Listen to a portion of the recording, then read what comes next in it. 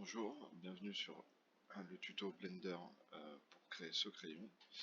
Donc on va démarrer tout de suite par régler la scène. Donc, on va dans la scène, on va changer les unités, on va les mettre en centimètres pour que ce soit plus adapté à la taille du crayon. On vérifie qu'on est bien sur l'onglet Layout. Vous voyez que ici mes actions vont s'enregistrer. Si je fais clic droit A, voilà, vous avez tout qui apparaît ici. Hop, là, c'est la molette de la souris. Donc on va effacer ça et on va commencer. Donc je reste ici là-dessus et si ça s'affiche pas, ici vous cliquez sur N. N ça affiche le panneau latéral. Voilà, donc là je vais commencer par créer un cylindre. Hop. Je vais créer du coup un cylindre et je veux qu'il fasse 0,5 cm par 16 cm et qu'il ait 6 côtés. Puisque si on regarde notre crayon, on voit bien que il y a 6 faces et le bout lui est arrondi et on traitera par. On va faire que le corps du crayon jusqu'à la pointe. Donc voilà, je lui ai dit qu'il faisait 1 cm par 16. Je me mets en vue de face, hop, en appuyant sur le Y là, et j'appuie sur tabulation, ce qui revient à passer ici de objet à edit mode. Je vais ici, je vérifie bien que la transparence est activée, je sélectionne et je fais E pour extruder. Là, à ce moment-là, si on va voir, je suis comme ça. Je passe en mode point, j'ai 6 points. Mais moi, la pointe, je veux que ce soit en un morceau. Donc je vais faire M pour merge, add center. Hop, à ce moment-là, il m'a lié tous les points.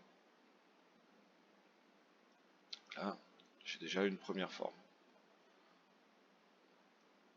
Ensuite, je vais créer cette partie-là. Mais là, on n'est plus sur une forme hexagonale, on est sur une forme arrondie. On va utiliser une autre méthode pour ça. On va faire Shift A. On va créer un cylindre. Mais là, comme tout à l'heure, il n'y avait pas beaucoup de faces, là, on va repasser en 32 faces. Et par contre, on va dire qu'il fait que 2 cm de hauteur. Vous voyez, il m'a créé l'objet ici. Hop. Je vais le sélectionner. Hop. Et je le déplace. C'est à peu près son emplacement. Donc là, je peux faire clic droit et Shade Auto Smooth. Vous voyez qu'il me fait un rendu un peu plus lisse. Après, ici, j'ai plein de petites séparations comme ça et de petites extrusions. Donc, on va pas essayer de les faire vraiment réalistes. Peut-être vous le laisser afficher. On va se mettre en vue de face, en transparence. Et là, je vais appuyer sur Tab pour passer en Edit Mode. Et je vais faire CTRL R. Hop, vous voyez que si je me mets sur les lignes là, il m'affiche en jaune. Si je fais la molette, j'en rajoute. Hop, et là, échappe pour les laisser à leur emplacement par défaut. Donc si j'en veux plus, bah, j'en mets un peu plus. On va dire que 8, ça devrait être bon. Et ensuite, je vais faire ces petits défauts là qui rendent plus réaliste. Donc, je me mets en mode arrête et Alt-clic, je prends une boucle. Vous voyez, Alt-clic, ça me fait toute une ligne. Hop, donc, là, je peux prendre n'importe quelle ligne, hop, et lui faire, voilà, par exemple celle-là, je voudrais bien qu'elle soit un petit peu plus grande. Donc S, et j'agrandis. Celle-là, un petit peu plus petite. Celle-là, un petit peu plus grande. Celle-là, un petit peu plus petite. Ah non, parce que ça va pas faire bien, hop, donc un petit peu plus grande. Voilà. Et on va jouer comme ça à rajouter des petits défauts sur la pointe. Pour l'instant, on va rester assez sommaire. Ensuite, je vais créer un nouveau mesh, Shift A. Donc là, je suis repassé en objet mode. Shift A, et je vais faire un cube. Et je vais lui dire à mon cube que je veux qu'il fasse 0,1. Là 0,1, il est vraiment tout petit, tout petit, tout petit. Donc, je vais l'agrandir un petit peu, S, pour qu'il fasse la gamme. Alors là, on va utiliser une méthode complètement différente qui est le subdivision surface. J'ai bien mon cube, je vais dans les modifiers, et là, je prends le subdivision surface.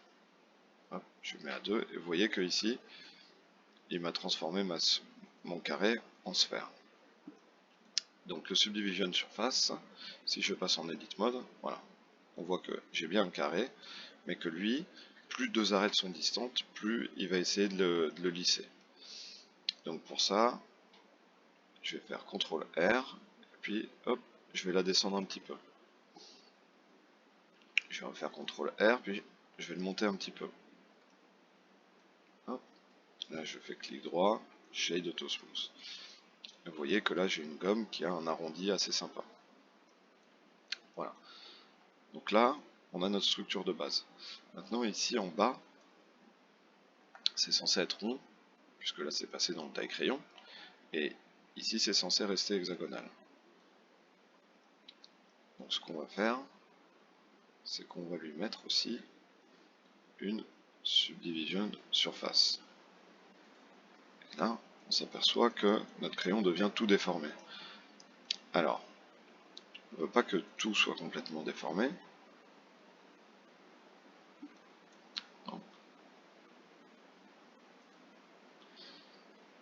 Donc là, je vais mettre en transparence. Je prends tout ce qu'il y a ici. Vous voyez que dans Transform, il me propose de créer. Hop, crise. Ça veut dire que il me fait une arête nette. Ici aussi, Alt plus clic. Et je veux que me fasse une arête vraiment nette. Et là, je vais me mettre en mode point. Je vais prendre ce point-là et j'ai envie d'avoir une pointe quand même bien nette. Et donc là, hop, je lui dis aussi bien nette. Si je fais hop, là, on s'aperçoit que tout est rond. C'est pas exactement ce qu'on voulait. On peut ici se mettre comme ça et puis lui dire, de toute façon, on va avoir la séparation là pour le côté carbone. Donc je fais clic droit, je sélectionne là toutes mes arêtes en bas, clic droit, subdivide. Et là, vous voyez qu'il m'a créé une boucle. Et si je veux la déplacer un petit peu, sans déformer mon objet, je vais faire GG deux fois. Et comme ça, je peux la déplacer, elle est contrainte sur son arête. Hop, je la place à peu près ici. Et par contre, ce qui me plaît pas, c'est que ici j'ai un arrondi. Donc, je vais me mettre en transparence. Je prends tout ça, et là je vais lui demander de mettre du crease aussi. Mais je vais pas mettre un, parce que je vais avoir un petit arrondi. Voilà. Et là, vous voyez que on a fait déjà un truc un petit peu plus dur. Si je trouve que c'est trop dur, je peux redescendre, par exemple 0,5, et ça va être un petit peu plus smooth. Voilà. Mais finalement, je trouvais que 0,9 c'était bien.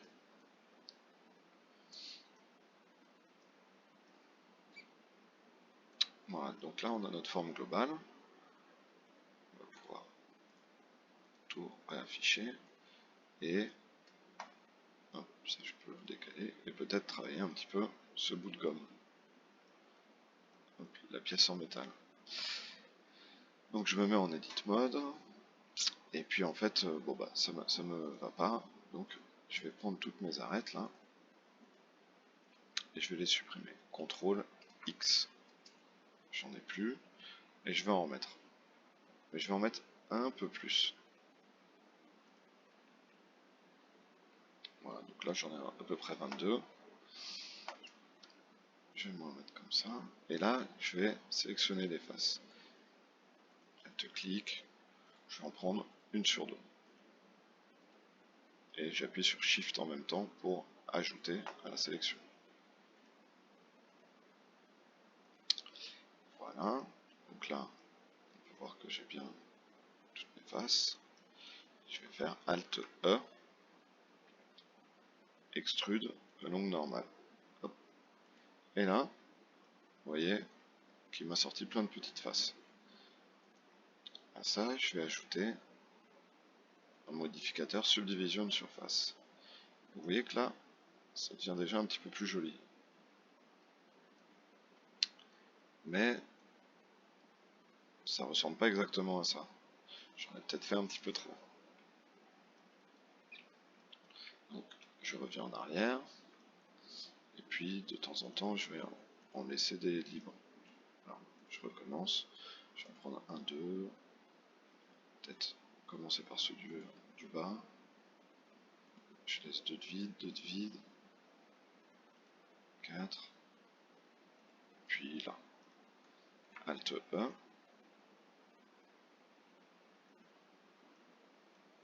Et j'arrête. Ensuite, je peux mettre subdivision de surface. Là, ça ressemble un petit peu plus. Par contre, il y a des choses qui sont pas très jolies. C'est que si je me mets en vue de face, là, il est un petit peu trop large. On n'a pas l'impression qu'il vient faire le tour. Donc là, je vais faire S et le réduire un petit peu.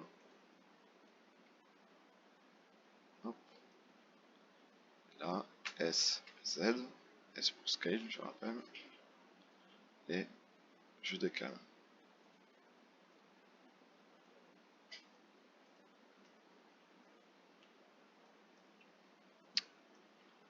Voilà. Mais là, on a les pointes qui sortent.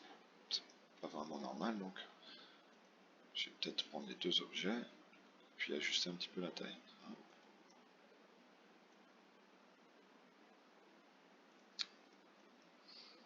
Voilà. Et là maintenant, je vais prendre l'objet du bas. Hop. Lui prendre cette face-là et lui faire un CTRL B, un bevel. Hop. Pour voilà, qu'il rentre un petit peu dans l'autre objet. Là, vous voyez que j'ai un objet qui commence un petit peu à ressembler. Mais si je regarde bien mes proportions,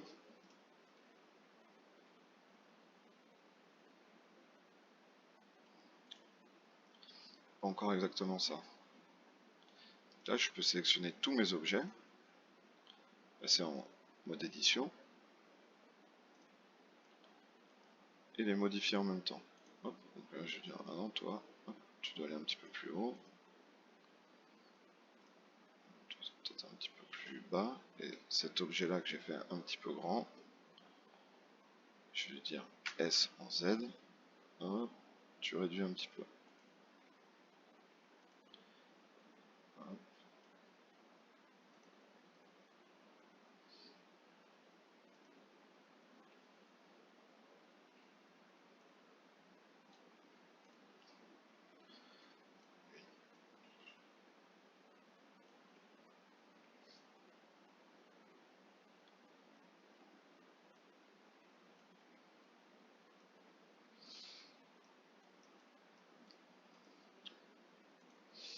Et voilà, j'ai fini la modélisation de mon objet.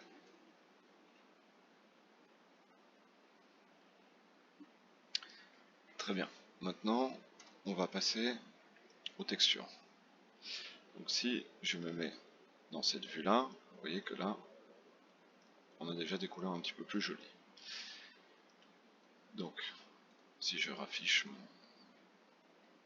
mon dessin, on peut voir que ici, par exemple, j'ai une gomme qui est rouge. Donc je vais là, dans la gomme. Alors, une chose avant, ce que j'ai pas fait, c'est que j'ai pas appliqué toutes mes transformations. Donc là, CTRL A, Scale. Ici, CTRL A, Scale. Vous voyez que ici, ça change à chaque fois. Donc là, on est bon. On va faire le premier matériau. Donc là, je vais sur l'onglet matériaux. Je fais New. Et je vais l'appeler gomme. Cet objet-là aussi, en faisant F2 par exemple, je peux l'appeler gomme. Et lui, on va dire que je suis sur un rouge un petit peu orange. Ensuite, il y a cet objet. On va l'appeler bag, métal. Bag métal, on va lui créer un nouveau matériau. Métal. Et là, on va aller chercher du coup une couleur qui s'approche un peu du métal. Je pense que ça va être dans ces eaux-là. Vous pouvez regarder ici les paramètres. Et surtout, on va lui donner un aspect métallique à 100%. Et une roughness, c'est-à-dire une brillance très forte. Vous voyez que soit l'objet est mat, soit l'objet est brillant. Là, on est sur un objet beaucoup brillant, on va mettre 0,1. Pas besoin de toucher à plus de paramètres. Et à celui-là, par contre, là, on a trois matériaux, même 4. On a le jaune, le noir, le bois et le carbone. Donc on va créer le premier et on va l'appeler jaune. Je lui mets un jaune. Là, il l'applique à tout. C'est pas grave pour l'instant. Ensuite, je vais créer un deuxième que je vais appeler noir. Lui, il va avoir plusieurs matériaux. Hop, je le prends, je lui mets du noir. Je mets pas du noir pur parce que souvent le noir pur, ça prend trop les couleurs. Ensuite, on va pouvoir créer un bois. Le bois, ouais, on va être sur une couleur un petit peu beige comme ça. Voilà. Et un dernier qui va être charbon. Et lui qui est un gris anthracite. Pour l'instant, je fais pas trop de réglages, je vais juste chercher à appliquer les matériaux. Donc là, je peux effacer le reste. Si je me mets en Edit Mode, je peux sélectionner les faces. Et par exemple, là, à la base, tout est en jaune. Mais ici, je veux une face sur deux. Je veux qu'une face sur deux soit noire. Donc je prends une face sur deux avec Shift plus clic en mode face. Hop, je l'ai bien. Je vais sur noir et je lui assigne. Hop, là j'ai bien assigné la couleur noire dessus. Ensuite, ici, je veux que ce soit du bois. Donc tout le tour, hop, je prends et je mets du bois. Et enfin, tout en bas, je mets du carbone. Voilà, donc là, c'est pas mal. Mais ici, je me rends compte que j'ai un petit défaut, que ça fait comme une petite courbure là. Donc on va corriger ça en mettant peut-être un petit peu plus de résolution ici. Et lui, on va lui enlever le crease, on va le mettre à 0. Par contre,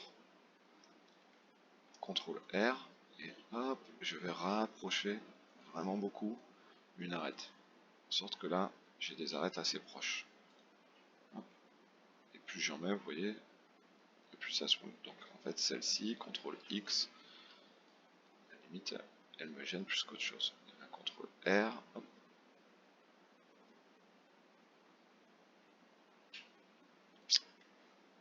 Alors, si on a cet effet, c'est aussi parce qu'ici, on a fusionné et que tous ces points-là, du coup, ils ont un vertex grise. Hop, il ne faut pas qu'ils en aient. Voilà, je reprends ici, celle-là, je peux la supprimer. Et celle-là.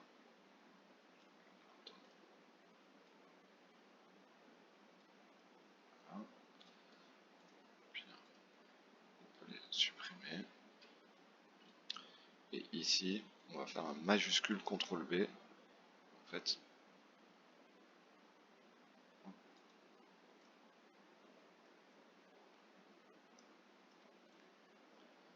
et là, on va faire clic droit, smooth.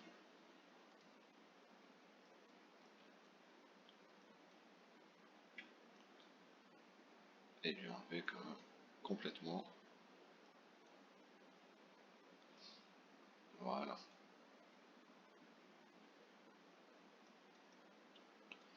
Ça y est, on a notre objet avec les textures. Maintenant, on va passer en mode rendu. Donc là, je vais dans le paramètre de rendu. Donc là, il faut copier exactement ce que je fais. On va ici, on va sur Cycle. Cycle qui est un modeur de rendu qui calcule, donc un petit peu comme Pixar. On va aller ici, on va mettre GPU Compute. Tout le monde ne va pas avoir ces options. Si vous pouvez, vous le faites. Si vous ne pouvez pas, c'est pas grave. Ici, c'est pour dire prenez en charge aussi la carte graphique. Et ici, c'est que le processeur. CPU, processeur, GPU, carte graphique. Alors ici, on va considérablement réduire les choses. Ici, on va passer à 16. Et on va activer le denoiser. Et ici, on va mettre 128. Et le denoiser est déjà activé. Donc maintenant, si je vais ici, alors attention pour les ordinateurs pas très puissants, ça peut planter. N'oubliez pas de faire des CTRL-S avant et de sauvegarder. Je vais me mettre en mode rendu, et voilà. Alors là, c'est assez fade. C'est assez fade parce qu'en fait, on n'a pas mis de lumière, pour l'instant, on n'a pas grand chose. Donc, je vais revenir hop, en mode normal, et vous voyez que là, il me fait un environnement de base, qui est celui-là, et qui est assez joli. Donc nous, on va essayer de faire aussi un beau rendu. Donc, vous devez déjà avoir une caméra. Si vous l'avez pas, Shift A, caméra. On va déjà essayer de placer la caméra. Donc là, on se met sur une vue de côté.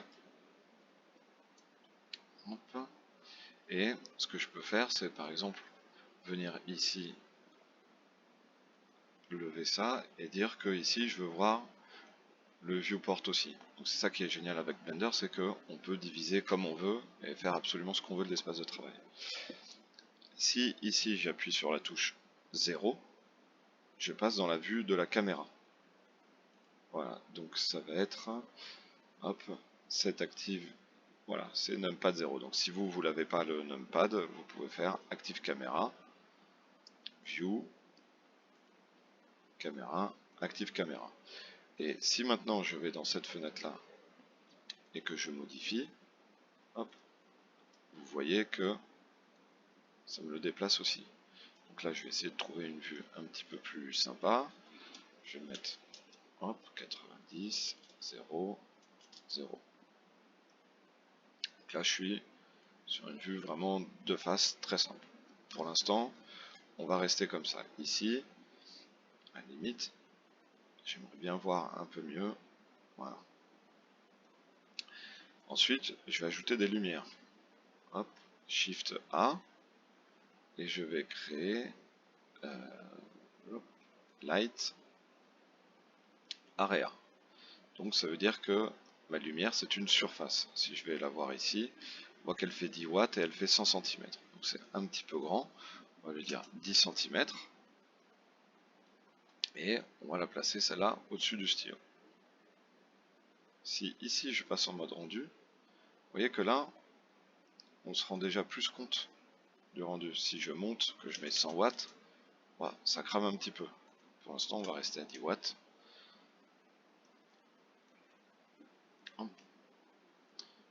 Ici, je vais faire Shift D pour la dupliquer. Je vais en mettre une sur le côté gauche, une sur le côté droit. Voilà, c'est le principe de faire 3 lumières. C'est régulièrement utilisé en shooting photo. Celle-là, on la baisse, et puis on peut sélectionner le petit bout jaune et lui dire oriente-toi sur le crayon. Donc là, vous voyez qu'il me crée un reflet. Alors, il me crée un reflet, mais là, tout est un petit peu à la même échelle. Donc pour bien le reconnaître, je vais dire, toi, voilà, fais-moi un reflet violet. Vous voyez qu'on le voit bien. Mais il est peut-être un peu trop fort, on va le mettre en 2. Voilà. Et si j'agrandis un peu la surface, ça va faire une ombre plus douce. Plus le point lumineux est petit, plus l'ombre est tranchée. Ensuite, j'ai celui-là. Celui-là, je peux aussi peut-être le baisser un petit peu, le faire regarder lui. Et lui, par exemple, je vais lui dire de se mettre en rectangle. Vous voyez qu'il est un petit peu mal orienté. Donc là, je peux jouer avec ces paramètres-là. Essayer de... Et lui, par contre, je vais lui dire un peu plus jaune. Là, 1 cm. Ah, comme ça me fait vraiment comme s'il y avait un néon très proche. Hop, donc si je le rapproche, vous allez voir la différence. Voilà. Et là, en fait, le problème, c'est que j'ai pas de flash de lumière sur chaque truc. C'est parce que mon objet est trop régulier et que mes angles droits sont trop nets. Donc là, je vais mettre un bevel pour créer des angles droits. Voilà. Donc si je regarde ici, j'ai mis le bevel sur mon crayon. Vous voyez que là, hop, on peut activer. Là, il m'a divisé ces endroits-là. Et hop, je vais en mettre un peu plus. Je vais en mettre 4. Et vous voyez que tout de suite, là, ça donne un peu plus de vie au crayon.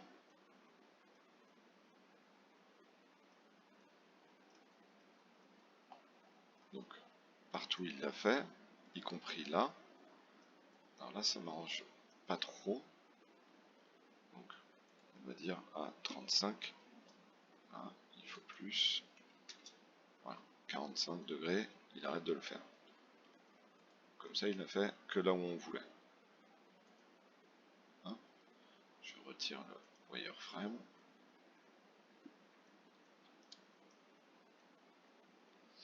Voilà, donc là, on voit bien nos deux lumières. Là. On a la jaune et la violette. En fait, la violette, je vais la mettre plutôt derrière et je vais la transformer en bleu pour créer comme une profondeur. Hein, donc elle, je l'emmène complètement derrière, vous voyez. Et là, on va la voir arriver. Et ça va permettre de surligner notre objet de manière indirecte. Si je pousse un petit peu les choses plus élevées, vous voyez, ça nous fait une ligne. C'est très souvent utilisé, on appelle ça une backlight, pour surligner, les courbes de l'objet. Voilà. Donc après, on peut jouer à changer, par exemple, mettre un disque et dire que c'est très grand. Voilà, ça surligne bien.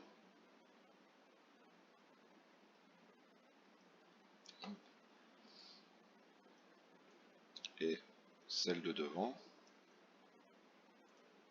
celle de dessus plutôt, ce que je préférais, c'est qu'elle vous éclaire un petit peu devant quand même. Donc elle, je l'ai laissée en blanc.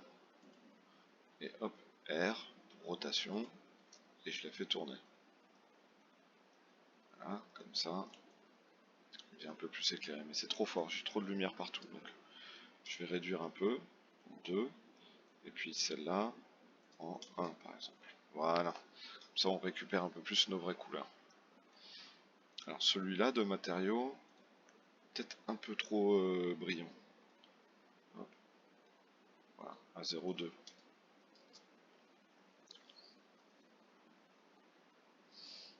Et là, on a quand même un objet qui est pas mal. Peut-être que le graphite là en bas il est pas terrible, le charbon, peut-être le faire un peu plus sombre. Et puis dire que hop, lui ça prend vraiment pas beaucoup la lumière le charbon. Voilà.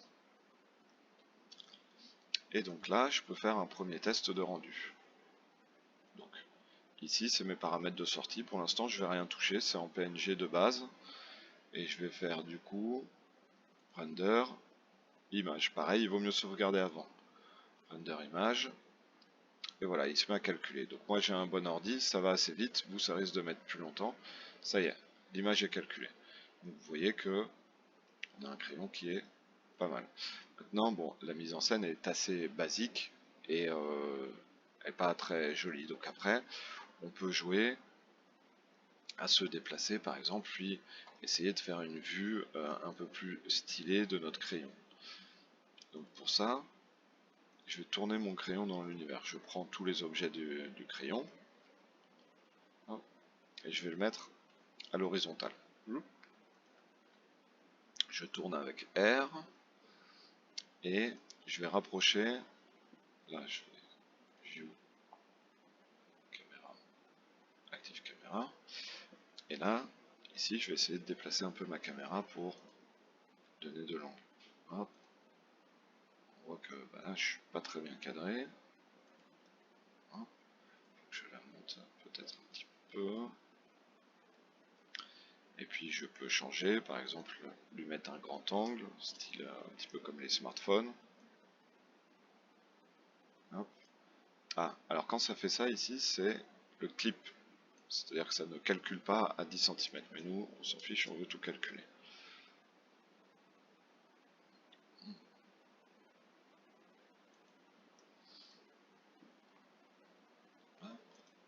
Et puis on peut... voilà. Après, c'est à vous de chercher une compo un peu sympa. Hop. Et du coup, je vais régler un petit peu mes lumières par rapport à ma vue, puisque là, j'ai complètement tourné.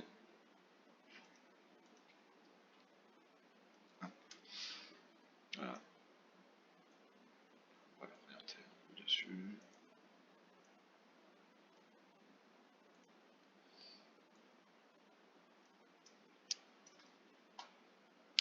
Voilà. Et puis, ce que je vais faire là, c'est que je vais faire Shift A et je vais créer un plane. Voilà, donc là on se rend compte plus de l'effet des lumières. Et c'est déjà un petit peu plus sympa, on va essayer de le monter un petit peu.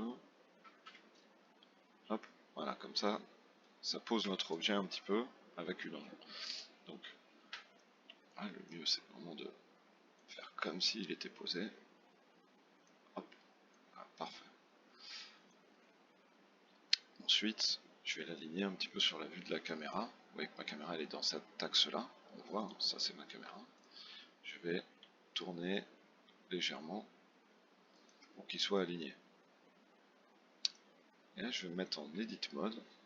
Je vais prendre, on arrête, je vais prendre ça. Et là, je vais dire Z pour extrude sur Z. Là, je vais prendre ça et je vais lui dire CTRL B et même en plein. Et là, j'ai une smooth. Et là, on se voit que ça fait un fond partout. Donc là, si lui par contre il nous gêne, c'est parce que il est carrément dans le plan.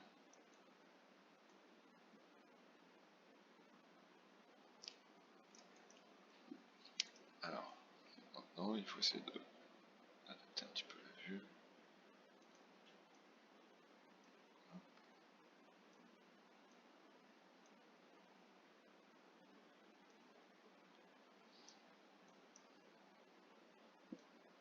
Peut-être un petit peu trop haut, beaucoup trop haut.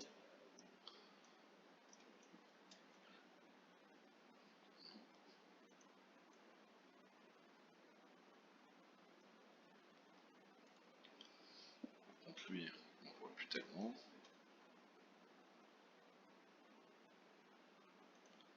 C'est pas mal, ça me fait bien briller ma pièce ici.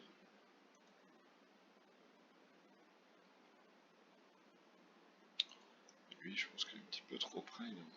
Vous éclaire tout, voilà, un petit peu trop fort. T'es trop.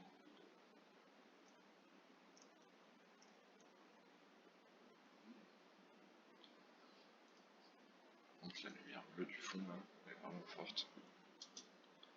Voilà, réduire.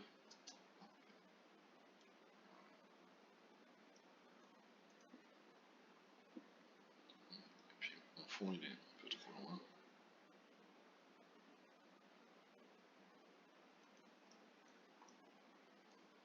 Voilà, comme ça là derrière j'ai un fond uniforme.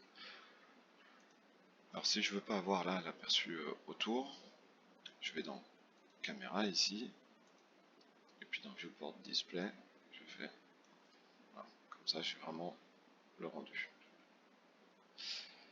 Seul truc qui me plaît pas trop, c'est que j'ai pas trop de reflets sur le dessus. Là j'en ai un au bout, sur le dessus j'en ai pas beaucoup. Donc soit ma lumière est trop loin, on va essayer. Si je me rapproche, en fait je dois être beaucoup trop haut.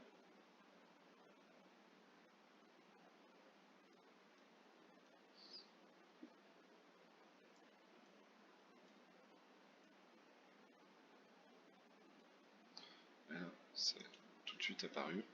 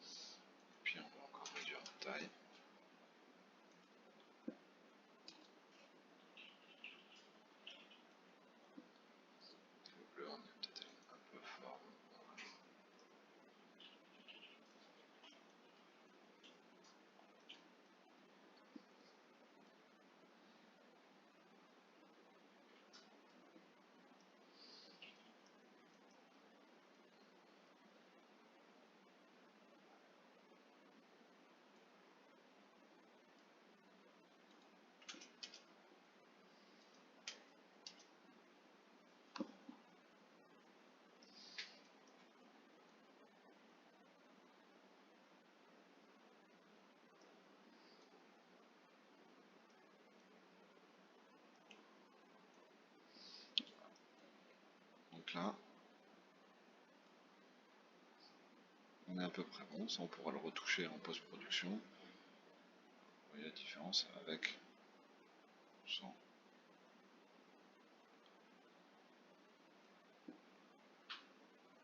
Et là, je vais juste la sortir un peu sur le côté, qu'elle me fasse un joli petit dégradé.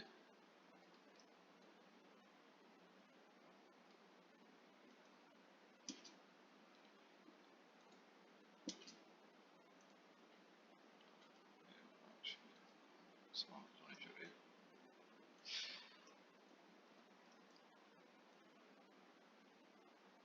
Voilà. Puis on va passer sur quelque chose de format un peu plus classique, mais vous avez vu, j'étais en dessous le plan. Donc là, je vais remonter un peu.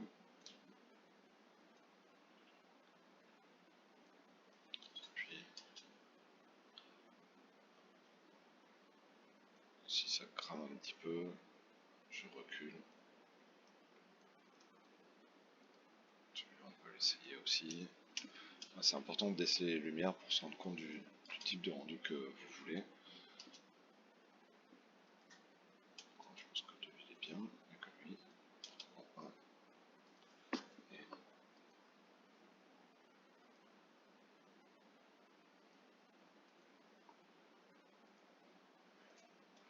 voilà, donc là si je refais F12,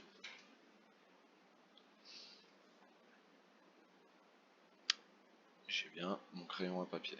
Après on peut augmenter la qualité, on va pouvoir la retoucher en post-production.